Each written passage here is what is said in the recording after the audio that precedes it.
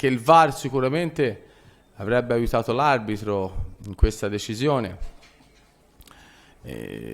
Tra l'altro poi, soprattutto perché al 29esimo del primo tempo, una partita difficile, rimanere in 10 direi per un'espulsione che diciamo non c'era poteva complicarci le cose. I ragazzi invece sono stati molto bravi, la squadra ha giocato bene fino a che c'era da giocare a calcio, fino al 2-0, e poi si è difesa in modo ordinato, lasciando qualche tiro in porta, però niente di granché. In tutte le cose ci vuole tempo per tranquillizzarli, sì.